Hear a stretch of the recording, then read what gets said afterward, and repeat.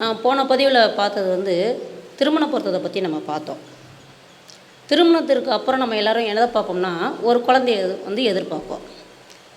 இப்போ இன்றைக்கி உள்ள காலகட்டத்தில் நிறைய பேர் இந்த குழந்தைக்காக மருத்துவமனை நோக்கி போயிட்டுருக்காங்க. அதை பற்றி கொஞ்சம் சொல்லாங்கிறது தான் நான் வந்திருக்கேன்.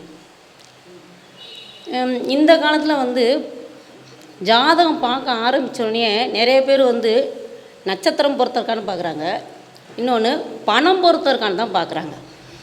பணமும் இருந்தால் தான் திருமணம் செய்கிறாங்களே வச்சு, கல்யாணத்துக்கு அப்புறம் குழந்த பிறக்குமா அப்படிங்கிறது யாரும் பார்க்குறதில்ல. பணம் பொருத்தம் பார்க்குறாங்க, அடுத்தது நட்சத்திரம் பொருத்தம் பார்க்குறாங்க. அந்த காலத்தில் ஒரு ஆண் ஜாதகத்தை கொடுத்தாங்கனாவே நம்ம எடுத்தோன்னே என்ன பார்க்கணுன்னா, அவருக்கு ஒரு உயிர் கொடுக்கக்கூடிய கிரகம் இருக்கா அப்படின்னு பார்க்கணும். நம்ம பொதுவாக பார்க்குறது 5ஆம் பாவம் 5ஆம் பாவம் அதிபதி குரு வீட்டை பார்ப்போம். இப்போ அடுத்தது நம்ம மெயினாக பார்க்க வேண்டியனா, அது ஸ்புடம் போட்டு அப்போல்லாம் பார்ப்பாங்க. அது பீஜஸ்புடம்னு சொல்லுவாங்க. அதாவது ஒரு ஆண் கிரகத்தில் சூரியன், சந்திரன், சுக்கிரன் 3 பேருமே வலுவாக இருக்கணும். இருந்தாங்க அப்படின்னு சொன்னோன்னா, திருமணம் ஆன உடனே குழந்தை பிறகுறதுக்கு வாய்ப்பு இருக்குதுன்னு சொல்லுவாங்க. அந்த 3 கிரகத்தையும் கூட்டி அதோட வர எண்ணெய் 360 கூட்டணும். 2 டோட்டலையும் கூட்டி அதையும் 360 கழிக்கும்போது நட்சத்திர பாதங்கள் ராசி கட்டமாக இருந்தாலும் சரி, அம்ச கட்டமாக இருந்தாலும் சரி, ஆண் கிரகங்கள் அதிகமாக இருந்துச்சுன்னா கண்டிப்பாக ஒரு ஆண் மகனுக்கு குழந்தை பிறகுறதுக்கு வாய்ப்பு உள்ளது. அப்புறம் அதே மாதிரி பெண் கிரகத்தை நம்ம பார்க்கணும். பெண் ஜாதகத்தில் நம்ம என்ன பார்க்கணும்னா, குரு, செவ்வாய், சந்திரன். அதே மாதிரி அந்த 3 கிரகங்களும் வலுவாக இருந்துச்சு அப்படின்னு நம்ம சொன்னோம்னா, அந்த பெண்ணால் ஒரு பிண்டத்தை உருவாக்கக்கூடிய தகுதி அந்த பெண்ணுக்கு உள்ளது. அப்போ நம்ம 2 கிரகத்தை நம்ம சேர்த்தோம்னா அவங்களுக்கு வருங்காலத்தில் ஒரு சந்ததிகள் வர்றதுக்கு வாய்ப்புகள் உள்ளது. இப்போ அதை பார்க்குறதில்ல. அதையும் துல்லியமாக ஒன்று வச்சுருக்காங்க, அஷ்டவர்க்க பரல். அஷ்டவர்க்க பரல் நம்ம போடும்போது நம்ம எல்லாத்துக்குமே நல்லா தெரிஞ்சு போயிடும், ஆண் குழந்தை எத்தனை, பெண் குழந்தை எத்தனை, எந்த மாதத்தில் பிறக்கும் அப்படிங்கிற வரையும் நம்ம துல்லியமாக சொல்ல முடியும். ஆனால் இப்போ நிறைய பேர் அதை பார்க்குறதில்ல, நட்சத்திரத்தை மட்டும்தான் பார்க்குறாங்க. நட்சத்திரத்தை பார்த்துட்டு அந்தஸ்து இருக்கா, காசு பணம் இருக்கான்னு மட்டும் முடிச்சுட்டு, அது இப்போ என்ன பண்ண, நிறைய பேர் அயல் நாடு போய்ட்டு வந்தால் திருமணம் பண்ணுறாங்க. அயல் நாடு போயிட்டு வந்தவங்க நிலைமையை பார்த்தோம்னா நிறைய பேர்த்துக்கு மண்டையில் முடியே இருக்கிறதில்ல, தண்ணி ஒத்துக்கிறதில்ல, அது முடி கொட்டி போகுது, அது அப்பாற்பட்ட போகுது. அதனால் தேடி என்ன பண்ணால் லேட்டாக திருமணம் நடக்குது. அது ஒன்று. யாரும் ஒரு சின்ன வயசில் திருமணம் பண்ணுறதில்ல, அது ஒரு காரணம் ஒன்று. இப்போ நிறைய பேர் கேட்பாங்க, என் பையன் எப்படிமா இருப்பார், நல்லா இருப்பாரா, சமூகத்தில் அந்தஸ்தில் இருப்பார் அப்படின்னு நம்ம பார்க்கும்போது எதை பார்ப்போம், 5ஆம் பாவம்.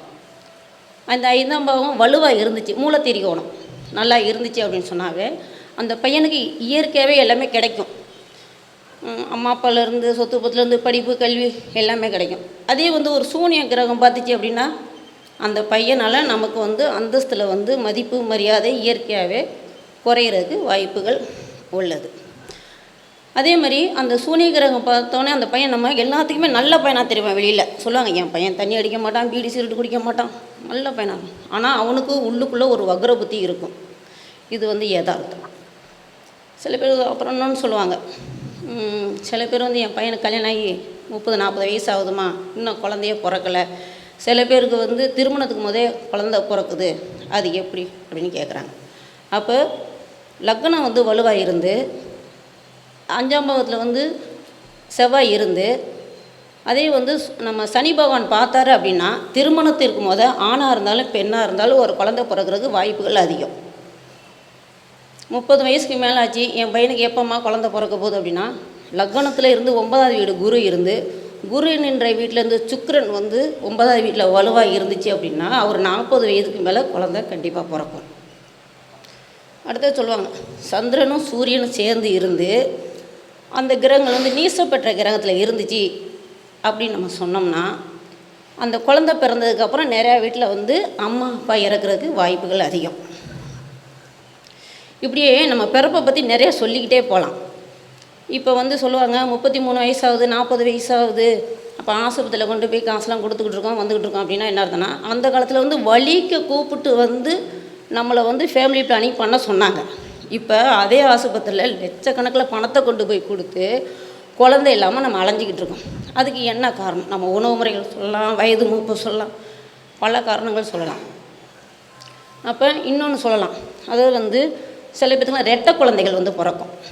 லக்னம் வலுவாக இருக்கணும், 5ஆம் பாவம் 5ஆம் அதிபதியும் வலுவாக இருந்து 9ஆம் வீட்டில் சனி பகவான் இருந்தார் அப்படின்னு நம்ம சொன்னோன்னே அவங்களுக்கு கண்டிப்பாக இரட்டை ஆண் குழந்தை பிறக்கிறதுக்கு வாய்ப்புகள் அதிகம். அப்புறமா சொல்லுவாங்க, இன்றைக்கி உள்ள சமூகத்தில் நிறைய பேர் தவறாக எடுத்துக்காதீங்க, அப்பாங்க தான் பிள்ளைங்களுக்கு கர்ம காரியம் நிறைய பேர் பண்ணிக்கிட்டு இருக்காங்க. நிறைய பேர் சொல்லுவாங்க, எனக்கு குழந்தையே இல்லைம்மா, ஒரு தத்து பிள்ளை எடுக்கலாமா அப்படின்னு கேட்பாங்க. அந்த தத்து பிள்ளை எடுக்கிறதுக்கு நமக்கு யோகம் இருக்கணும், லக்னம் வலுவாக இருக்கணும், 5ஆம் பாவத்தில் 6 கிரகங்கள் வலுவாக இருக்கணும். அந்த 5ஆம் வீடு 12ஆவது வீட்டில் மறைவு ஸ்தானத்தில் இருந்துச்சு அப்படின்னா தான் அவங்களுக்கு தத்து பிள்ளை யோகம் உள்ளது. அதே மாதிரி லக்னம் வலுவாக இருக்கும், 5ஆம் பாவம் வலுவிழந்து போய் 9ஆம் பாவம் லக்னத்தில் ஆட்சி பெற்று இருந்துச்சுன்னா 40 வயதுக்கு மேல் அவங்களுக்கு கண்டிப்பாக குழந்தை பாக்கியம் உள்ளது. இப்போ ஏன் சொல்கிறேன்னா, நம்ம ஆஸ்பத்திரிக்கு போகிறக்கும் போது இதெல்லாம் பார்க்கணும். அதுக்காக தான் நம்ம சொல்கிறது. சில பேர் எத்தனை வயசானாலும் குழந்தைய பிறக்க மாட்டேங்குதுமா, என்னம்மா பண்ணலாம்? அப்போ படைச்சவனுக்கு தெரியும் யாருக்கு எந்த நேரத்தில் என்ன கொடுக்கணும் அப்படின்னு அவர் கண்டிப்பாக தெரியும். ஆனால் தெரிஞ்சுட்டு அவர் கொடுக்கலான்னு வெயிட் பண்ணிகிட்டு இருப்பார். ஆனால் அந்த பக்கத்தில் உபகிரகம்லாம் என்ன பண்ணும்? நம்ம ஆளுங்க சும்மா இருக்க மாட்டாங்க. பெண்கள் தன்னைத்தானே வருத்திக்கிறது, பாத யாத்திரை போகிறது, மண் சாப்பாடு சாப்பிட்றது, அக்னி செட்டி தூக்குறது, தன்னைத்தானே வரித்து இந்த சமூகம் என்ன சொல்லும்? நம்ம அந்த உலகத்தை விட்டு போகும்போது ஒரு குழந்தைய விட்டுட்டு போகணும் அப்படிங்கிறக்கா என்ன பண்ணுவாங்கன்னா, இந்த மாதிரி அவங்க என்ன பண்ணிடுவாங்கன்னா, ஒரு சாமியை போய் கேட்குறது. பெற்றவங்களுக்கு தெரியாதா பிள்ளைக்கு எந்த நேரத்தில் என்ன செய்யணும்னு தெரியாதா? அம்மா அப்பாவுக்கு தெரியும். ஆனால் தெரிஞ்சாலும் இந்த சும்மா நம்ம வீட்டுக்கு பக்கத்தில் இருக்க அல்ல தெரியும்னா, அவன் ஆசைப்பட்டு வண்டி கேட்டுட்டு தானே இருக்கிறான். ஒரு வண்டி வாங்கி கொடுத்தா என்னன்னு நம்ம தலைவர் கேட்பார்.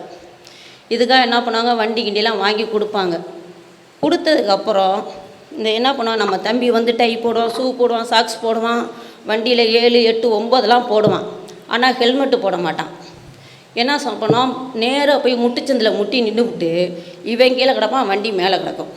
அப்போ இந்த உபதேசம் பண்ணவங்க யாருமே போய் ஆஸ்பத்திரியில் கூட மருத்துவமனையில் கூட அந்த குழந்தைய போய் பார்க்க மாட்டாங்க. அதே மாதிரி இந்த உபகிரகங்கள்லாம் என்ன பண்ணுன்னா, இத்தனை வாட்டி கேட்டுக்கிட்டு தானே இருக்காங்க. ஒரு குழந்தைய கொடுத்தா என்னான்னு கேட்பாங்க. அதுக்காக என்ன பண்ணுவார், நம்ம கடவுள் கொடுத்துரும். அந்த கடவுள் கொடுத்ததுக்கப்புறம் அந்த வீட்டில் யாருக்காச்சும் நிம்மதி இருக்கான்னு பாருங்கள். ஒன்று அப்பாவுக்கு உடம்பு சரியாமல் போகும், இல்லை அம்மாவுக்கு உடம்பு சரியாமல் போகும், இல்லை அம்மா அப்பா யாராச்சும் கண்டிப்பாக இறக்குறதுக்கு வாய்ப்புகள் அதிகமாக இருக்கும். இது எல்லா இடத்துலையும் உண்மை. இது எதுக்காக அந்த குழந்தைய வேணும் எல்லாருமே வேண்டி விரும்பி எடுத்துக்கிறாங்க அப்படின்னா, சமூகத்தில் தப்பாக எடுத்துக்காதீங்க, மலடிங்கிற பேர் வந்துடக்கூடாது, வாரிசு இல்லை வம்சம் இல்லைன்னு சொல்லிடக்கூடாதுங்கிறதுக்காக கொண்டு நிறைய பேர் அதை சொல்லிக்கிட்டு இருக்கிறாங்க. அதனால் என்ன பண்ணுவோம், அதாவது சொல்லுவாங்க, இன்றைக்கி உள்ள காலகட்டத்தில் ஆண் பிள்ளையை பெற்றிருந்தாலும் சரி, பெண் பிள்ளை இருந்தாலும் சரி, அவங்களுக்கு மறுஜென்மம் உண்டு. எல்லாத்துக்குமே தெரியும், மறுஜென்மம் உண்டு, அடுத்த பிறவி உண்டு. ஆனால் குழந்தை இல்லாதவங்களுக்கு எப்பயுமே என்னென்னா, கடவுளுக்கு தெரியும் இவங்கள நம்ம கூப்பிட்டுக்க போகிறோம், அடுத்தபடியாக நம்மள்ட்ட தான் வர போகிறாங்க.